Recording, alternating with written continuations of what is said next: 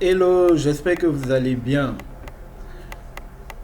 C'est ISM Learning, votre centre de métier du numérique. Nous nous retrouvons dans ce tutoriel pour apprendre à créer une boutique de vente en ligne, communément appelée un site e-commerce, avec la technologie WordPress.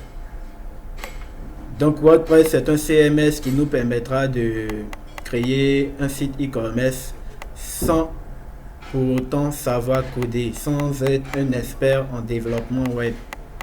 Donc pas besoin de savoir coder pour suivre ce tutoriel. Ce tutoriel sera décomposé en plusieurs parties et ceci est la première vidéo qui porte sur l'installation de WordPress. Donc on va s'y mettre dès maintenant et avant d'utiliser WordPress, on aura besoin de certains outils, de certains logiciels et utilitaires pour pouvoir utiliser WordPress.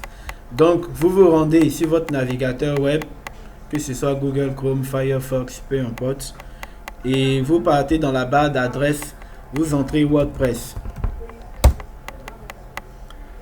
On va se rendre sur le site de wordpress.org.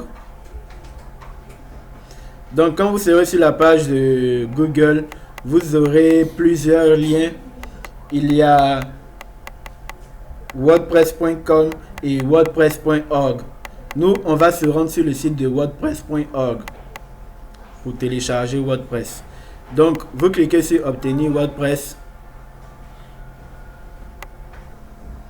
Donc, vous vous rendez, comme je l'ai dit, sur la page de WordPress et vous cliquez sur télécharger WordPress. Le téléchargement va se lancer. Voilà, moi je vais le stopper puisque je l'ai déjà sur mon ordinateur. Je vais ouvrir un nouvel onglet et on va télécharger un logiciel qui s'appelle XAMPP. Voilà, ça va nous servir de serveur local pour pouvoir faire tourner WordPress. Donc je clique sur le premier lien. Si vous êtes sur Windows, vous pouvez télécharger la dernière version. Si vous êtes sur XAMPP, vous pouvez télécharger également la dernière version et sur macOS, la dernière version. Donc vous cliquez là pour lancer le téléchargement. Une fois que c'est téléchargé, vous double-cliquez ici pour pouvoir lancer le logiciel et l'installer. Donc vous l'installez sur votre machine. Ensuite, on va se rendre sur un nouvel onglet et on va entrer Visual Studio Code et on va lancer la recherche. On aura besoin de ce logiciel également. Donc vous cliquez ici. Ensuite, vous téléchargez en cliquant sur ce bouton. Vous allez voir que le téléchargement va se lancer. Je vais également stopper ça puisque je l'ai déjà sur ma machine. Si vous êtes sur macOS ou Linux, vous pouvez télécharger également ce logiciel. Donc, on a téléchargé les différents utilitaires qui vont nous servir pour pouvoir travailler avec WordPress. Mais maintenant, on va passer à l'installation même de WordPress. Donc, pour ça, on va se rendre sur notre explorateur de fichiers. Et vous allez vous rendre dans la partie téléchargement. Normalement, quand vous avez téléchargé le fichier de WordPress, il doit apparaître dans la partie téléchargement. Mais moi, j'ai déplacé pour moi et je l'ai mis dans un autre dossier. Donc, je vais chercher à retrouver le fichier de WordPress que j'ai téléchargé. Donc, voilà le fichier. Je vais double-cliquer pour l'ouvrir. Voilà. Je rentre à l'intérieur et je vais copier en fait l'ensemble de ces fichiers et dossiers. Je copie. Une fois que c'est fait, je vais me rendre sur mon bureau, sur ce PC, et me rendre dans le disque local de ma machine. Ensuite, je me rends dans le dossier XAMPP. Il y a un dossier XAMPP qui a été créé après l'installation de XAMPP. Donc, vous créez ce dossier. Avant tout, avant de continuer, on va lancer l'application XAMPP. Donc, vous partez dans votre barre de recherche et vous entrez XAMPP. La barre de recherche de Windows. Vous lancez l'application en tant qu'administrateur. Cliquez sur oui. Et vous aurez l'application qui est lancée ainsi. Donc vous cliquez sur Start. Start pour les deux premiers modules, celui de Apache et MySQL. vous réduisez la fenêtre, on n'a pas besoin de la fermer et ne la fermez pas parce qu'on a besoin qu'il reste ouvert pour pouvoir travailler avec WordPress. Donc, je reviens en arrière, vous vous rendez sur votre PC dans le disque local C. Ensuite, dans la partie exemple, vous vous y rendez. Il y aura un dossier htdocs. Vous rentrez à l'intérieur et c'est à l'intérieur que vous allez créer le dossier de votre boutique de vente en ligne ou de votre site e-commerce si vous préférez. Donc ce dossier là, moi je vais le renommer ISM Store. Vous pouvez le renommer comme vous le souhaitez. Ça dépendra de vous. C'est pas vraiment important. Donc c'est à l'intérieur de ce dossier que je vais coller tous les fichiers que j'ai copiés dans l'archive de WordPress, que je vais coller dans mon dossier ISM Store que je viens de créer. Ensuite, il y aura un fichier que je dois modifier. Et ce fichier s'appelle wp-config-simple. Donc, je vais le renommer dans un premier temps. Et simplement le renommer comme wp-config.php. Donc, si vous n'avez pas les extensions qui sont actives, comme actuellement, vous partez simplement dans Afficher et vous recherchez extension de nom de fichier. Si vous êtes sur Windows 10, vous allez pouvoir retrouver facilement cette option. Vous cliquez pour coucher extension de nom de fichier et vous allez voir toutes les extensions de vos différents fichiers qui vont apparaître.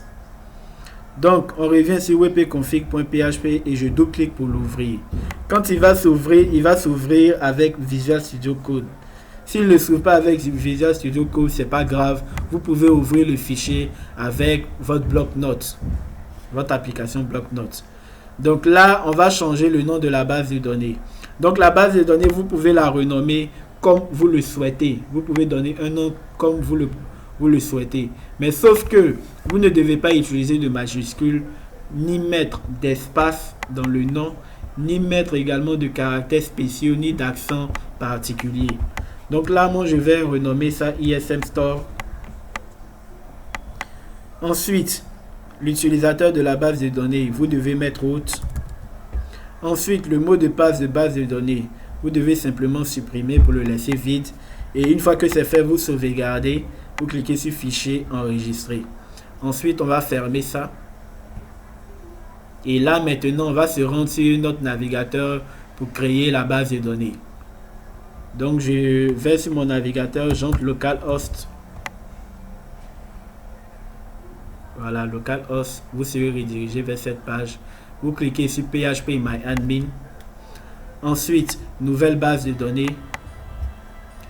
Vous entrez le nom de votre base de données. Si vous vous souvenez, dans le fichier de configuration, on avait mis ISM Store.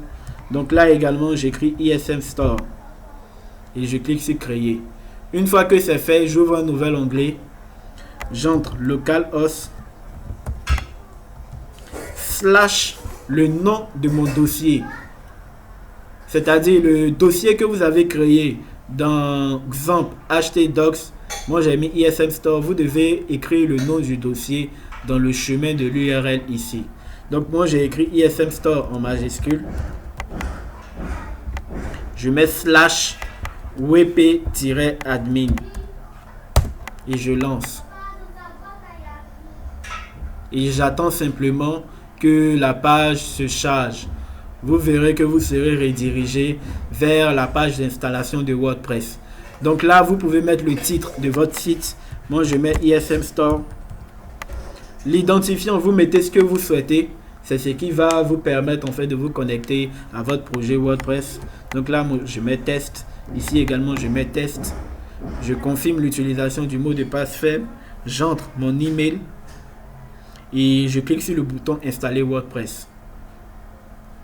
Voilà, donc dans cette première partie du tutoriel, nous installons les différents outils et utilitaires pour pouvoir utiliser WordPress sur notre machine en local. Donc je clique sur se connecter. Ensuite, je mets mes identifiants et je clique sur se connecter. Voilà, donc félicitations à vous. vous avez pu installer WordPress sur votre machine. Si vous avez rencontré des soucis lors de l'installation ou que vous avez besoin de plus de détails, vous pouvez nous laisser des commentaires en bas de la vidéo ou simplement nous contacter par mail via notre mail qui est ismlearning4@gmail.com. Nos informations pour nous connecter